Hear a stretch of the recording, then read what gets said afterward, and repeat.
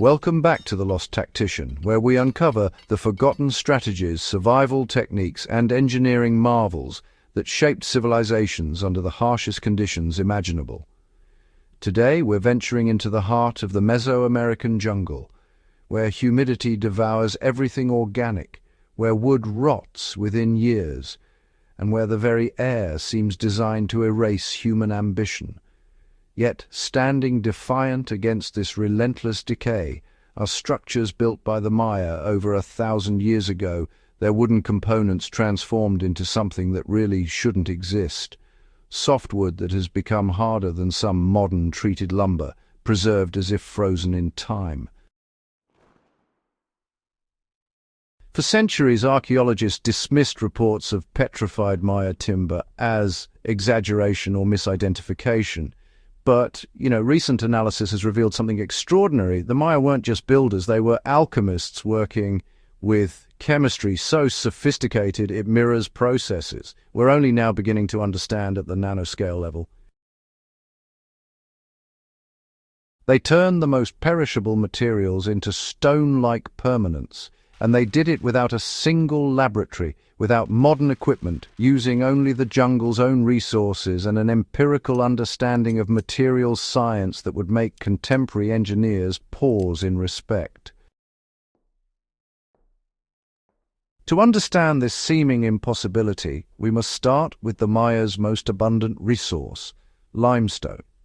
The Yucatan Peninsula sits atop a massive limestone platform, a geological gift that shaped everything from their architecture to their sacred cenotes.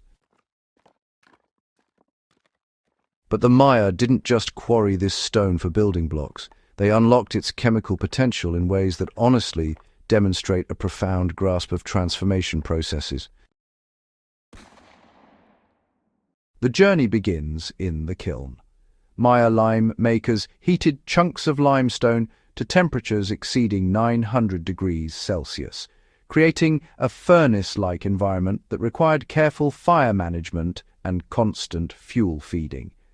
These tasks were likely performed by specialized workers who, understood the visual cues indicating proper calcination. This intense heat drove off carbon dioxide from the calcium carbonate, leaving behind quicklime, or calcium oxide. It's a caustic substance so reactive it would, burn skin on contact. The next transformation was equally critical, slaking. When quicklime meets water, an exothermic reaction releases tremendous heat as the calcium oxide becomes calcium hydroxide, or slaked lime. This isn't gentle chemistry. The mixture boils and steams, and, honestly, getting the water ratio correct determines whether you create a usable paste or a dangerous sludge. The Maya mastered these proportions through generations of observation, creating what Spanish chroniclers later called cal, a lime putty aged in pits for months or even years to achieve ideal plasticity. But here's where the Maya diverged from simple lime production into true material innovation. They didn't use pure lime water. Archaeological analysis of surviving plasters and possibly treated timbers reveals the presence of organic compounds, specifically polysaccharide-rich extracts from local tree bark. The Maya were creating a biomimetic composite, a material that mimicked the natural process by which shells and bones form through the integration of organic molecules within mineral matrices. When this enhanced lime solution encountered softwood, species like sabor or tropical pine with their relatively open, cellular structures, something remarkable occurred. The calcium-rich liquid didn't merely coat the surface. It infiltrated deep into the wood's porous architecture, penetrating the vessels and fibers that once transported water and nutrients through the living tree. Over time, through cycles of application, drying, and reapplication, calcium carbonate began replacing the organic compounds within the wood's cellular walls. This process, called mineralization, effectively turned the wood into a hybrid material, part organic scaffold, part mineral matrix. The result wasn't truly stone, but it possessed stone-like durability. The wood's structure remained, but its composition had fundamentally changed. The organic additives in the Maya lime mixture played a crucial role here, acting as molecular bridges that helped the calcium carbonate integrate more thoroughly with the wood's remaining organic components.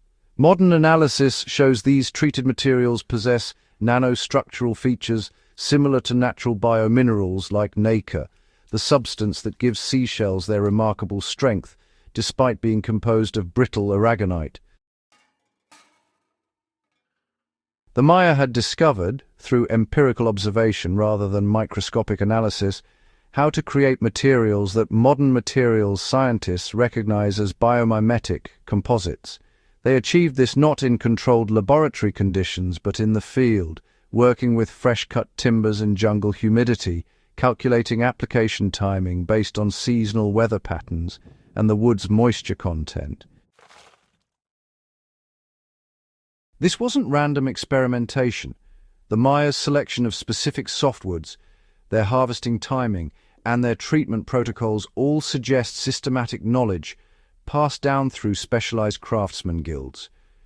Consider the practical challenges: identifying which tree species responded best to lime treatment, determining optimal timber aging before application, maintaining consistent lime solution concentrations, and knowing how many treatment cycles were necessary for different structural applications. Some researchers hypothesize that the Maya used natural limestone cenotes as treatment vats, submerging entire beams in lime-rich water for extended periods. Others suggest surface coating techniques applied to timbers already in place, building up mineralized layers over time.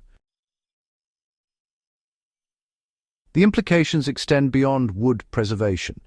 This same lime technology, enhanced with organic additives, created the remarkably durable plasters that still cling to Maya pyramids after more than a millennium of tropical storms, temperature swings, and invasive vegetation. What the Maya achieved represents more than clever chemistry. It exemplifies a survival principle that echoes through every conflict and challenge humans have faced: the ability to transform limitations into advantages. The jungle that threatened to rot their structures became the source of the organic compounds that made their preservation possible. The limestone that made agriculture challenging became the foundation of their most durable technologies. They didn't fight their environment. They understood it so thoroughly they could manipulate its fundamental chemistry. This wasn't accidental discovery.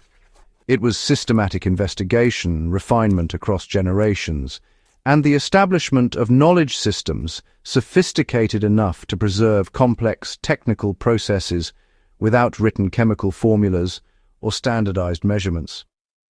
The Maya alchemists worked with observation, pattern recognition, and empirical testing, creating materials that continue to challenge our understanding of what pre-industrial civilizations could achieve. Their success reminds us that survival and endurance aren't just about enduring hardship, but about transforming the very materials of our environment into tools for permanence. If you found this exploration into Maya material science as fascinating as we did, hit that subscribe button and ring the notification bell. Here at The Lost Tactician, we're committed to uncovering how ancient peoples not only survived but thrived through ingenuity, observation, and respect for their environment's hidden potential. Share this video with anyone interested in archaeology, survival science, or the remarkable achievements of ancient engineering, and let us know in the comments what other seemingly impossible ancient technologies should we investigate next. Until then, remember that the line between survival and mastery is often just deep knowledge of the world around you.